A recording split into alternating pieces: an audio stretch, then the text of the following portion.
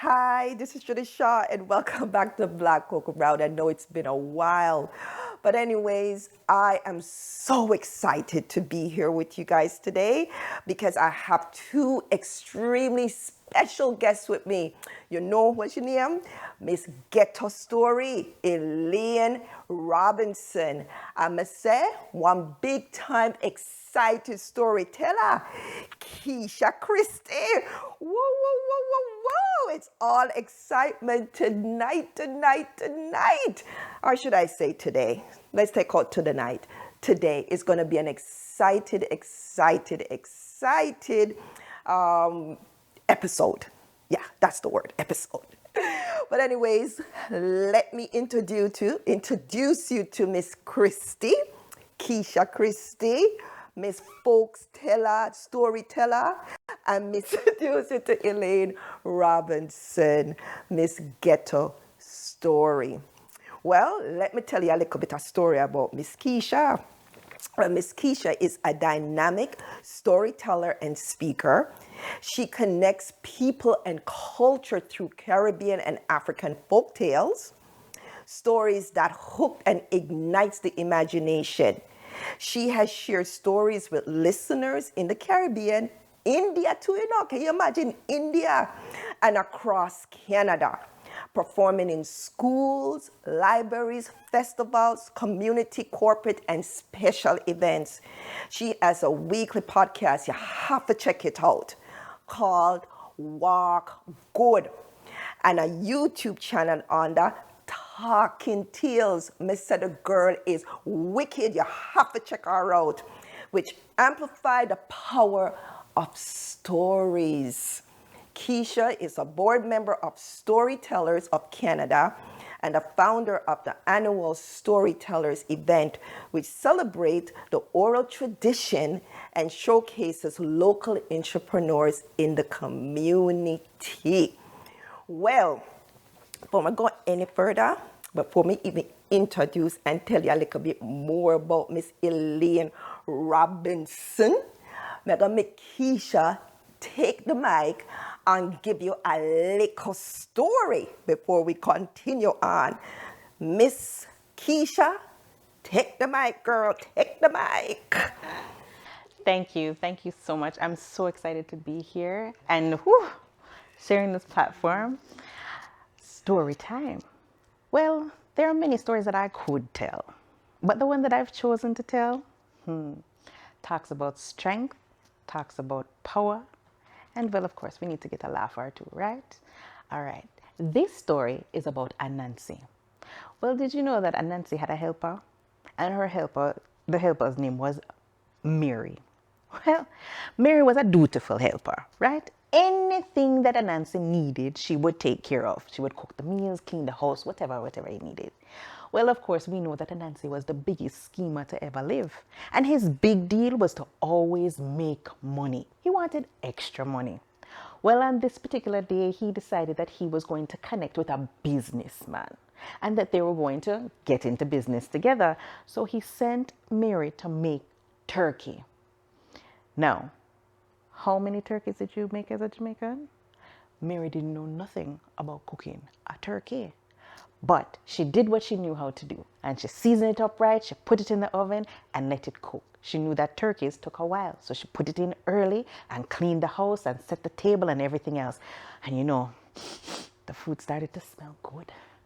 She set out the rice, she set out the salad, and wow, that turkey was smelling really good. She took it out. It looked good. It felt good. Let me just take a little taste. She took a taste. This is good. Time was running away and Anansi was coming with his businessman. And so she said, let me taste a little more. Well, she kept taking a little bit until the turkey was almost skin and bone.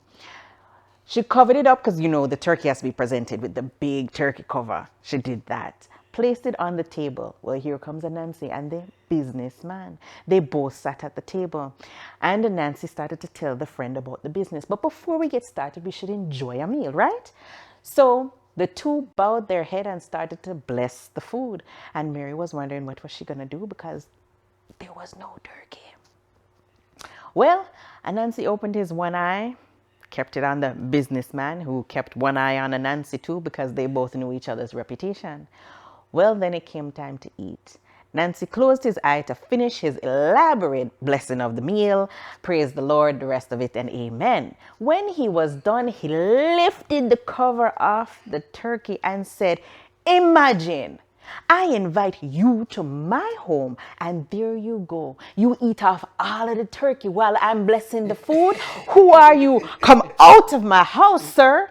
The businessman was so insulted, he left on a hungry belly. There was no business conducted that day. But the good news is Mary still had the liquor work to go to the next day. Mr. Trickster. Yes. And Nancy, I tell Nancy. you, Yes. Mr. Trickster. Thank you, Miss Christie. You always do a fabulous job telling the stories. Can't wait for you the other one. Because you know you're not done yet. You know you're not done yet. Yes. And I also have some questions for you too. Ooh. Yes, my dear. Well, when were you first introduced to storytelling? Well, like everybody else, I grew up with stories. Every Jamaican and their brother tells a story. But I was shy. So I was the one who I knew everything about everybody because I could be in a corner and nobody knew I was there. So I was exposed to stories, loved stories. But telling them terrified me. But there's a thing in life where you have experiences and you don't know what they mean until later on. And so I've been exposed to storytellers intimately, sitting at the feet of tellers and knowing that I love the story, but not understanding what it would mean. And I remember in the 90s, I volunteered at storytelling festivals here in Canada, and I didn't know what that meant. There were certain stories I remembered, but I think it was the second or third year I sat under Miss Lou. I was her volunteer assistant. And our conversations were about everyday life and telling stories in general, performance, etc. And I didn't know, but that was a seed planted because it wasn't till years later. And the first time I took a big stage, I heard Miss Lou's voice as clear as a bell. And she said one thing: "Open up your mouth." Since then, can't shut up. Yeah, shut up. Well, you mentioned Miss Luz. My other question was, what and who inspired you to become a storyteller? And I know you mentioned Miss Lou, so I'm assuming that Miss Lou is your big time inspirator and motivator. And how did they inspire you? Oh, wow. Seeing myself, grew up in a time where the only people or exposure that I saw of people who look like me were on the news, and it wasn't always good. Or it had to be the Cosby Show Thursday night at 8 o'clock. But general real life things were limited because I grew up in Scarborough where we all knew each other, grew up together. But when I moved to Durham region, whoo, I knew I was black real quick. And so your experiences are now different. The comfort that I had of growing up with my community wasn't there anymore. But I still had the beauty of hearing Sandra Whiting, hearing Ida Sadu, Rita Cox, and knowing they're reminding me of what I've always known. And I love the sound. It was like music. When they told a story, it was a rhythm that continued long after the story was done. And so having those experiences and being intimately introduced to Miss Lou it held a place. I didn't know what it meant until later on. Wow, beautiful. And how do you decide what type of stories to perform? I want to know how you remember them, you know. Because I try to remember my poetry. I tell you, say, your stories are much longer than the one the poem that me write. So me want to know how you decide what type of stories to perform and how in heavens do you remember them. I don't choose the stories choose me. Been a believer for a long time that certain things are just your path. And honestly, I believe that somewhere along the line in my DNA, being a storyteller is there. Because there are some stories that I see and read and can't remember for the life of me. And there are others that just stick like glue.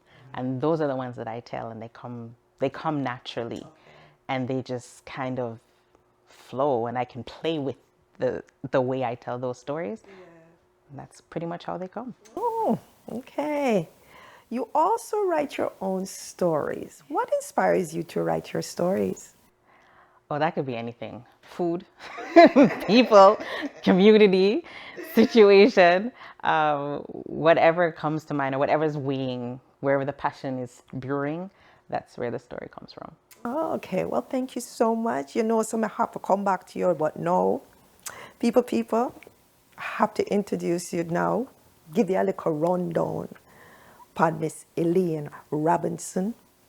Yes, I know her, Miss Ghetto Story. When I first got introduced to Miss Ghetto Story, I said, what? Ghetto Story? I come from Almantown, Anna Road, Jamaica. Ghetto, you know, said ghetto never good.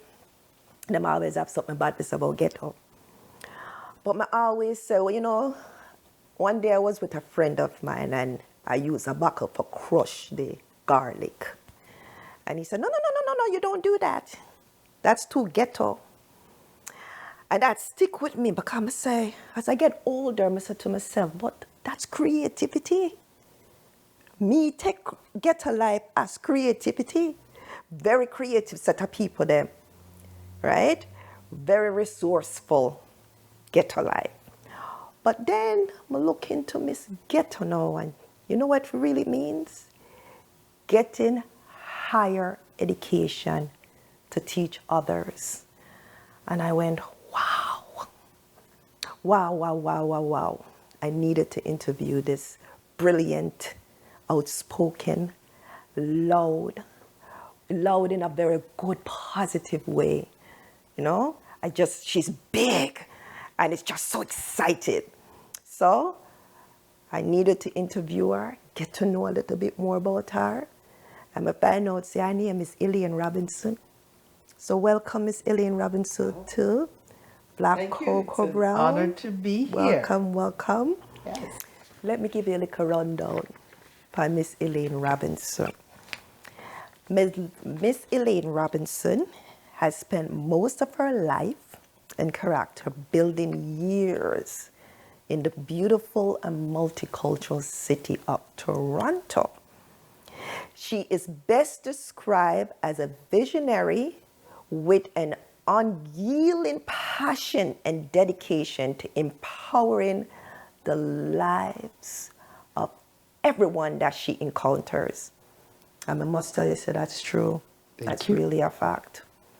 With over 30 years of experience in the community development, Elaine is equipped with the dynamism. I say, yes, pronounce it, ma. When I say the word, I say a lot of mercy, but I can try it. Of a world changer, a mother, grandmother, you know.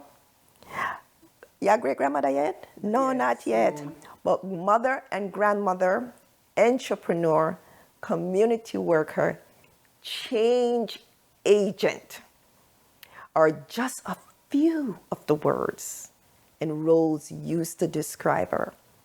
She is a grassroots organizer within the Toronto community housing, and which Elaine, me tell us, say this is what this lady did within that. She initiated arts and culture programs from her basement, which were later funded and integrated into the program of the local community center. At age, when I read this, I say, no, this is definitely a motivator. At age 33, she received her high school diploma from the Adult Learning Center, an alternate school for the School of Adults, where she also received the Don Rob Award for Outstanding Academic Excellence. And at 41, she received her college diploma from George Brown College, where she was a recipient of the Honorable Jean Augustine Scholarship. You know, so I go back to school. In my 30s too, I try, you know.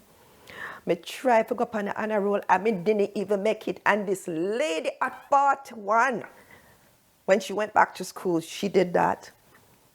welcome, welcome, welcome. And she is doing some outstanding and continue to do some outstanding work in the community.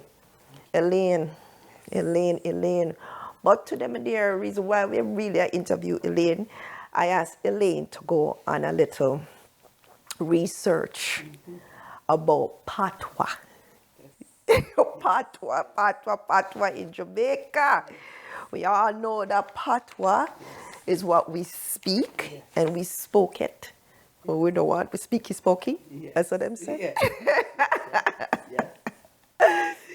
Well, Elaine. Yes. What is patois?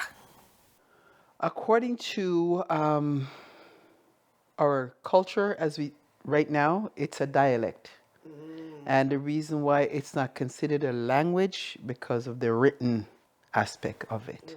Not everybody can write it, but people can speak it. So, according to, and I even did Google search, it says it is a dialect simply because there's not a written. It's not a Yes. Oh my goodness. I remember having a conversation with my beautiful husband, and I was saying to him, "And my goodness, you know what? I feel so bad because I can't even write my language. I don't even know." And he said, "How could you anyways? It was never a written language. It was always a spoken language." So now I understand now that the reason why it's a dialect is because it derives from our ancestors and the different parts of Africa. So Africa, they spoke different languages, and each community or tribe had their own language. So when they got to the Caribbean, it was infused with, and it was also a means of their communication away from the masters, so they can communicate in a way that the masters wouldn't understand what they were saying to each other. So that's also the root of the different patois. So Ghanaians speak different, the Nigerians speak different, but most of the Caribbean slave trade is from those two particular countries. Actually, one country, Africa, but those two particular communities, Nigeria and Ghana. okay. So you don't explain to me that the difference between the dialect is because one is more of the communication, more verbally, and that's the reason why it's not a language, but okay. Do you believe that patois should be an original, officially a language? Oh, yes. Yeah? Yes. But in saying that, remember, all the different islands have their own patois. So St. Lucians have a patois that they have. It's almost like a broken French. Speaks totally different. St. Kitts has, all cultures have a different, because if you listen to them carefully, half of them you won't understand. Some can, because some of our words are the same. Trinidadians, our words are somewhat the same, but a little more dragging to it. Because they'll say something and it sounds like they're dragging the words. Right? So it's a little different. All of the Caribbean cultures have a form of patois that they speak. But don't you find that amazing that, for example, we are Jamaica now, and the slaves from Jamaica have their way of communicating, so the masters don't hear that. And then we are the ancestors, because remember, so we all ancestors, even the one them ship go Haiti, and the one them ship go Barbados, and the one that we're all related some from, because you know, they all have a way of communicating so that their slave masters never understand them. Yes, I remember. Isn't that amazing, when I had a conversation with you and I asked you if you've seen the movie Roots. Yeah. And you said you're in the process. So there's a piece in Roots where on the ship, and they started calling out the different, are you Ashanti? Are you, and they start calling out all the different so that they will find ways that they can communicate with each other. So the Ashanti have their own tribe. That's the one that sticks out for me the most. Okay. Right? So then plan that from them ship. Yeah. So we're gonna find some way of communicating so that they could not, that was their way of communicating. So they're asking, like you say, are you Yoruba? Are you, Okay. this one? Are you that? So they start calling them out. Yeah. And that's how they got connected to and to understand each other. Because they were all from from Africa, Yeah. but from different tribes and different parts. So they spoke a completely different language. Okay. Wow. So it's like the language of the people. That's Yes. why it's the language of the people. Yes, it is. It is Beautiful. very much the language of the people. Very much the Yes. language of the people. We should do a little bit more into Yeah, that. no, I love it, And yes. one day we should sit down and maybe have a movie night and watch Roots. Because oh, we don't yes. watch it yet, When you know. you're- when you're- I when you're haven't ready. watched it yet. Maybe When I you're need to get- ready. Yeah, Yeah. I have to. I haven't watched it Very yet. empowering, inspiring, and especially with the oral tradition, because what took place was the different people that stayed on. So they all got names. I can't give them to you because without spoiling. So I don't want yeah. to spoil the story for you. So what happens is every time that a child is born, it's dedicated to. And then the child gets told where the ancestors came from, who they were. So your lineage of, Okay. and that's how they continued to do it to the Yeah. last one. And then in the next generation continued. But there was always an elder in the community who knew the stories Yeah. and could connect. So they would connect the young ones too. So they would grow up knowing. And there's a moment where they were very traditional. Yeah. So they wanted to know. So you spoke, I am so and so from so and so, born to this Yeah. person, born to that person, from this, Yeah. and they listed it all out from the very village that they came from. Yeah. Our language is a beautiful language. Yes, it is. I know Yes, it. it is. You know, it's not considered a language, Yes. and I think we should, as a people, embrace it as our language. I know we start to have a little bit more written aspect of it. Yes, I know there is a dictionary. there's a dictionary. England, a professor from Yes, England. yes. I have to try to hunt down that There's a dictionary, there's a Bible, and there are a few books Yeah. that are written, and there's one written by Miss Lou. Miss Lou have a few of them. Oh, really? Yes, there is. Do you have one? It's I don't personally own it, but Okay, I have to find that. a different book list. I might still have. Still yeah, have one. yeah. Okay, I might still no, man, have we one. have to Yes, have one in our house. yes, So we yes. can't It was we can't be talking about embracing our language and don't have it something. was funny to read it, like try and make it out. It was funny. Even Google had a little piece on it, and I was Yeah. dying just because we Because don't practice never it. seen it written. Yes, we can speak it. Yes. But we can't write it. Yes. And that's where the challenge comes in. And also Exactly. the other challenge of that, going back to what you said, was we were never taught to embrace that Yes. aspect. Yes. It was seeming like it was beneath people Yes. to when you, because we second language in Jamaica is Spanish, Yes. right? Yeah. And English, properly spoken, Yes. Yes. broken down from, Yes. and then came the patois. Yeah. And it was not seen as something that we were proud of. Yes. So it was just kind of pushed in the background. And if you spoke certain way, it was like you were pushed in And the you know them background. say stop chat so bad. Yes, Yeah, chat so yes, bad, girl. yes, yes. You know, Yes. talk better than that. Now what me to you? Yes. Yeah. Yes. I remember even when I came here, I had friends of my family that were like that. Yes. And it was they were in one big hurry. Let her learn to speak properly. Yes. Let her learn to speak. And they were twisting because it was that twangy and it sounded weird. And then they wouldn't accept, and I would make you laugh because I had an auntie who was that. Every family has one. Yes. The stushy Yes, auntie. I and have one too. Refuse to speak. And so I'm fresh off the boat, as they would say. So she yes. wanted me to go get Freshy. saltfish. But instead of saltfish, she said, can you get to the store and get me some codfish? So I went to the store and asked for codfish. This is like my second, I'd probably say probably my third week here, So she's like, go to the store. So I went and got codfish. So when I brought it home, oh, what is? I saltfish we did want. I mean, so why didn't you say you want saltfish? Fish. I know saltfish, but you told me codfish.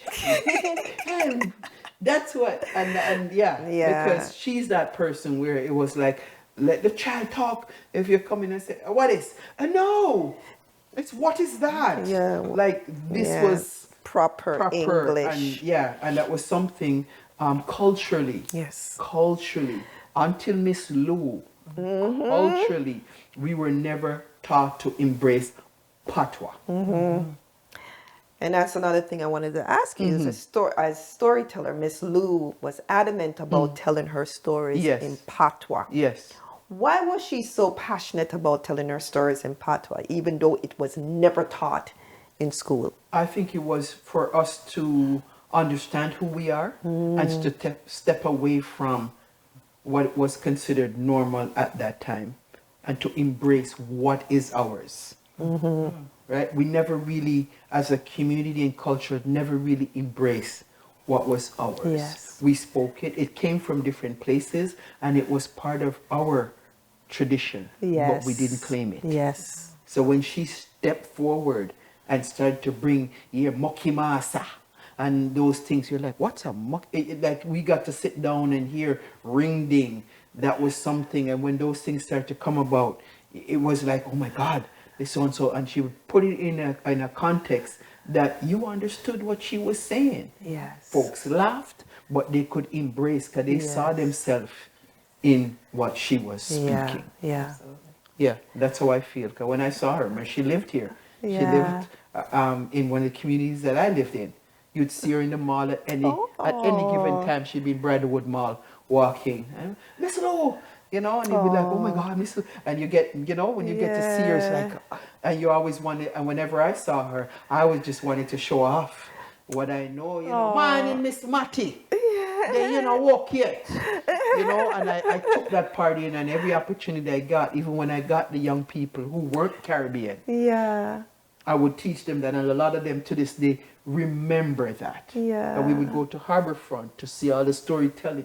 They would remember that. Wow. And they could get, you know, when people spoke, they, oh, we know. I can't believe we you know. guys met Miss Lou. Yeah, When I man. was growing Yeah. up, I mean, all I ever see is just little clippings of her on TV and Yes. stories on the radio, but never met Yeah. her. I'm so envious of you Yeah, people. Canada has embraced her in a way and embraced because we are, especially Toronto, Yeah. the largest multicultural city ever. Yeah. There's a room dedicated to Miss Lou. Really? Down at Where? Harborfront. Really? Yes, you get to listen to her doing ring ding. But I've been She down at Harborfront plenty. I've never seen that room. When was it? Oh God! Oh gosh, How no, long ago was it's it? a long time We're now. touching what, Really? over 5? Longer Yeah, than that. yeah. It's been a while. Yeah, it's been a while. But it's like in the area where they have like their events and Yeah, cultures. So you go into the yes. main area You- and then you'd go like How around. long ago? the I haven't corner. been to the Harborfront Yeah. for It's storytelling. been, Oh my it's been a goodness. little while, but Yeah, it's it's been a very while. main, big and bold, Yes. beautiful. Oh, that's Beautiful. beautiful. My dream is the storyteller in that room. Oh. Yes. So that's my next. Yes. Manifestation, girl. Absolutely. Manifest it. It Yes, will yes. happen. I 'Cause could see. I Harborfront could was see a you. Cultural. Harborfront is considered a cultural hub, so all the different cultures come in, and in a little while, now that we're going to open back up, you're going to have the international market. So when you have the international market, you get to see everything, all the kind of, and Caribbean comes to life. Yeah. Barbados underwater. You see the world come to life. Yeah. Wow. Yes, Can't and she wait. is life. She's Yeah. larger than Then life. life. Yes. Yes. Yes. Yes. Thank you so much. Oh, you're very welcome. Thank you so much for sharing. Yes, you're welcome. And educating us on Yes. patois. Patois. Yes, Yes. patois, the Jamaican, the Yeah. Jamaican language. We yes. have to speak Yeah, it. we have to say it speak it. because We have every other culture embrace their language. Every other. It doesn't matter. That has Them been speak a it, they war. spoke it, they yell Yes. it, they scream it, they have everything. to go to school every Saturday to learn it. My husband Eh? is Ukrainian background, and him say every Okay. Saturday he used to go. You have I to. never like it, Yeah, but you. they were sent to Saturday class. The only- but only we know we we don't are the only send our one. children to We go don't. learn it. We don't. We were never, because- no, we never even We don't. even living in Jamaica, we were never even sent to school to learn it. Yes. So it's about time now we Yes, embrace it. And that's the same thing along with this, in the same context of Black history, yeah. right? Because there was one gentleman here, Mr. Louis Marsh, and for 25 years, Mr. Louis Marsh had a class at Centennial College for people to come in, and young people, especially young ones, to come in and learn their Black history with different age groups. But that was also another thing. People were like, "Oh my God, you have Black history? What you I've never heard of that. Oh, see, there's a lot of these things happen in our community, but that has always been a conversation that we've always. Why is it that all the other cultures have to go and learn their culture, and we ask the average Jamaican, what is our national dish? Yeah. They can give you what's our flower, Yeah. what's our bird. Like these are things they wouldn't. Like how you mentioned it, what is it? What? Lignum vitae. Okay, and what is our bird? Our bird, the doctor bird. Okay, good. Oh, come on now. Yeah, I could give you all our heroes and too. our national dish. Our national dish is hacky with an H and saltfish. Yes. Yeah. Where did the ackee come from? That's a good question, because I heard so many different stories with that. I know what part of Africa. I know it's in Africa. Africa. Yeah. I cannot remember. Because a friend of mine who's in Ghana, she said she walked on the street and she see ackee all over. Yes. And she's the one that's teaching them that it can be cooked. Yes.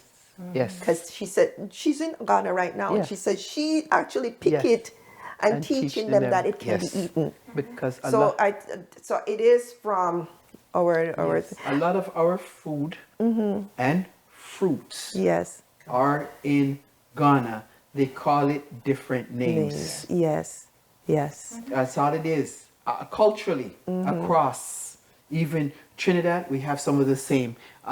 All the different islands, Yeah. we have the same things. We call it a different name. Yeah, because I guess it depends on what part of Africa Yes. they're Yes, traveling from. and the Okay. cultural breakdown as to how, when we were divided as slaves, even when we were When divided colonized. and the colonization that Yeah. took place on the different islands. Yes, yes. Right? So they had southern, the same thing with the states. The different states have different pieces as too. But you'll find, especially in the south, you have a lot of Caribbean foods in the south. Oh my goodness, we can go on forever. Oh, eh? we can. We can talk because Yes. we even know about green banana. A Yes. friend of mine from Liberia, and she's telling me that green banana they don't even like eating because it's considered poor man food. Yes. I mean, like green banana, green banana sweet with all the food. I can't sawfish and green banana. Yes, yes. So it's just now she started embracing those things. But back in their country, it's a no-no Yes. because it's considered poor man food. Yes. But can you imagine? When Yes. my mouth say poor man food, a healthy food. Yes. Because we always eat from the ground Yes. because nothing else we can do. Yes. Right? And Yes. it's always best. But And- we can go on and now, and on. as we're getting ready to close out, 21st century, what are they now doing?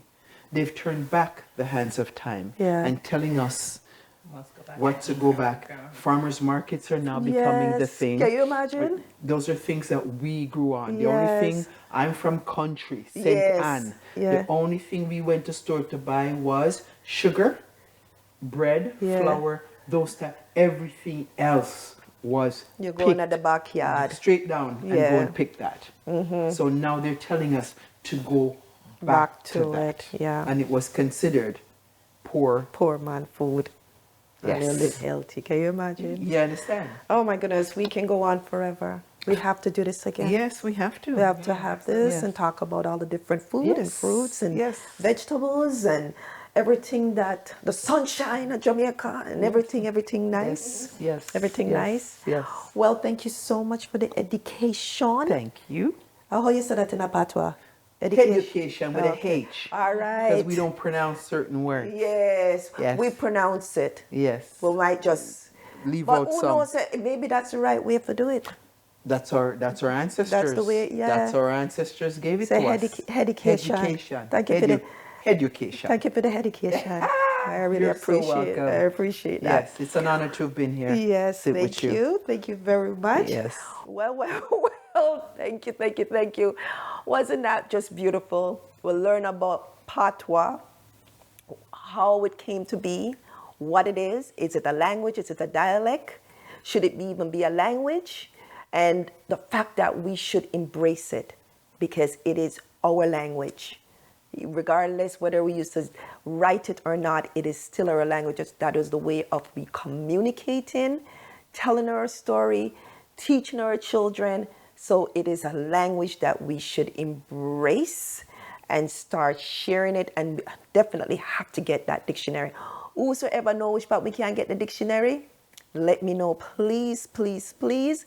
And I also forget to tell you guys to subscribe, like, share, and comment, because I'm telling you, and let me know what you think about this topic and what else you think we should be discussing and talking about.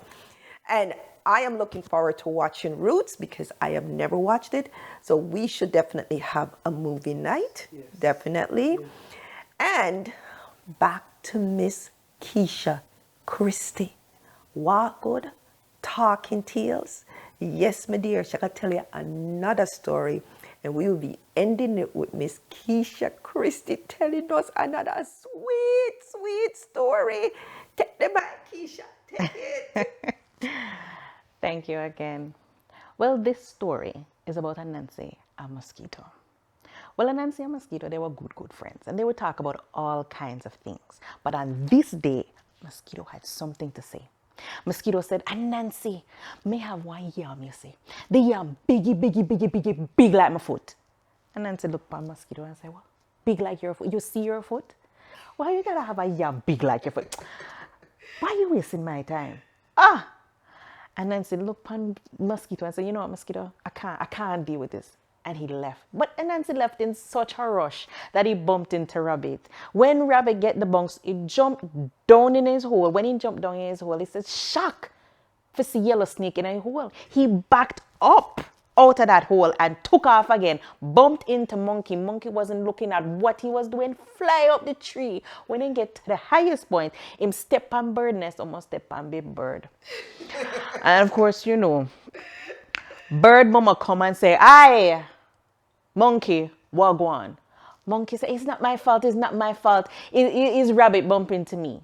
Well then, bird and Monkey go to Rabbit. Rabbit, what is your problem? Rabbit say, no, it's not my fault, it wasn't me, you know. It's yellow snake was in my hole. So, Mama Bird, Monkey, and Rabbit go back to the hole. When they reached the hole, there was Yellow Snake trying to slither his way out. And he said, no, not me. It was Anansi. Well, everybody knows say Anansi is troublemaker, so everybody stamp hard and reach for Anansi. Anansi, what is your problem? You know, see you make Monkey almost kill my pitney? There it was. Mama Bird, Monkey, Rabbit, and Yellow Snake. Well, Anansi was feeling good. Because though he had a bad reputation, he knew within himself that he was far from the problem. So he explained to everybody that, not me, it was Mosquito. So everybody go back to their meeting spot. Mosquito, what is your problem? So Mosquito tried to explain the story that it was him and Anansi talking about the yam, everything else. So everybody start asking questions. Who, you and Anansi is friend? Wait, yam big like your foot? Where you get such a yam from? How you plant it? Where you go? And the questions were flying back and forth, back and forth, back and forth, back and forth. Mosquito didn't know where to start or how to answer or whatever. So he just starts, yes. So from that day till this, mosquitoes make one sound. I love that. Oh my goodness, that is so fabulous. You are like the best. Thank you so much for the entertainment. Oh my goodness, education and entertainment, you can't go wrong, the two E's. Hey! Oh, entertainment and education. Can't go wrong. Thank you so much. Anyways, thank you for joining Black Cocoa Brown. I had such a fabulous time. I hope you too had a wonderful time. And again, please don't forget to subscribe, like, share, and comment. Thank you. See you next time. Bye for now.